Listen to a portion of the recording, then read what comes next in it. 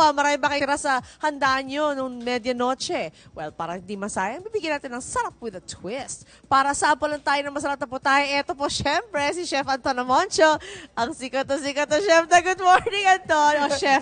Hello. Hi, chef. Okay, Happy New sige. Year. Happy New Year. Ano ang gagawin natin sa mga tira-tira sa bahay? First of all, ano mga tira to? Well, ito yung mga tira-tira natin sa New Year's Oh, Eve.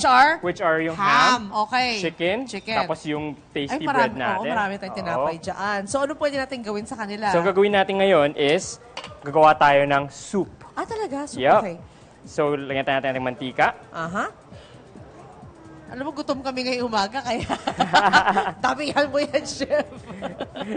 There, so mantika, And then butter. At may butter pa, ha? Yes. Double whammy. So, ibig sabihin, ito lulutuin mo, hindi pwede sa mga nag-diet. Yung mga gusto mag-diet for, to start the year, right? Wag na muna. Wag na muna. Wag na muna. Postpone konti. Oo, ako sabi ko sa asawa ko, next week pa ako eh. Okay, so yeah, there you go. And then? Yep. And then we put in our onions. Okay.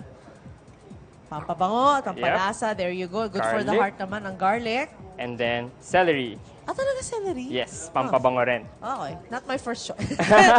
Hindi ko gusto yung mga celery, pero masarap siya pag Maliit lang maraming siya. kasamang iba. Yeah. At saka pag chinap mong fine like that one. Hindi masyadong Oo, naman. hindi masyadong strong. There Yes. you go. And then after that, After this, we put in our carrots. Ayan, finely chopped also para yung mga bata, pwede mong lagyan na hindi nila alam. Yes.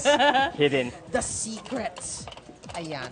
And then after that, After this, kung depende sa laki ng carrots natin, kung medyo chunky, lagyan natin ng water.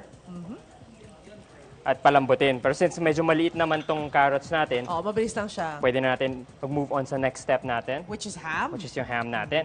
Although yung carrots for me okay sa akin pag medyo firm pa rin siya. So, yeah, depende na sa inyo kung anong gusto nyo. There you go. So, ham na tayo. Ham na tayo. And then, since luto na yung ham natin. So, na, gusto lang natin kunin yung lasa niya, ma-extract yung lasa niya.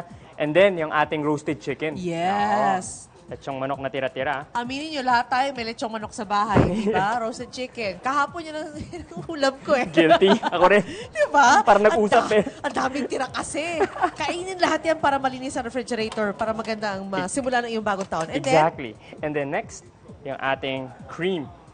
Ooh, creamy soup natin. Yes. Ayan, sige. Simutin natin yan. There you go. Ayan, okay. Alright. Cream. Halo natin mabuti. Wow, pang ilang tao yan, chef? Ito, this is good for ako ko. Isa lang ito kakainin. Kaya nga. Actually, pag bibigay mo sa akin, hindi kita bibigyan. So, talagang isang tao lang siya. Okay. Tapos once na nakaset na siya ng ganyan, Aha. gagamitin na natin yung ating tinapay. Seryoso? Okay. Ang purpose nito is papakapal natin yung ating sabaw. Okay. Akala ko to replace ko niya, wala tayong pasta. Pwede na lang yung tinapay. Pwede rin, di ba? Pwede rin, yeah. Pampakapal, Oo. pamparami. So, Ayan. Pandesal, tasty bread. Basta bread, okay na yan bread sa akin. na, yan. So, init lang natin siya. So, And then that's about it. That's it. Pretty much. Antay lang natin malusaw yung ating tinapay. Okay. And then, to taste na lang siya, salt and pepper. Salt and pepper na siya. Alright. Taste. Okay. Habang niluluto natin yan, ano pang iba natin pwede nating maihanda gamit ang ating mga tira sa medianoche? Maraming bagay. Okay. Let's say, since nasa topic na tayo ng ham natin, Aha. itong ham na ito, pwede nating lagay sa ating Pasta. Oo, gawa tayo I ng like Alfredo pasta. pasta. Aha.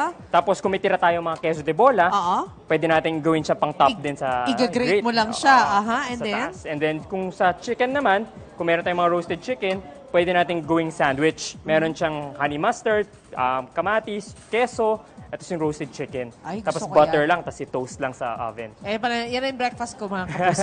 And then dito naman. Ito yung Dito fried naman. rice natin. So ito yung merong ating ham din. Ang maganda dito, yung ham niyan is nagdalagay siya ng sweet element sa kanya.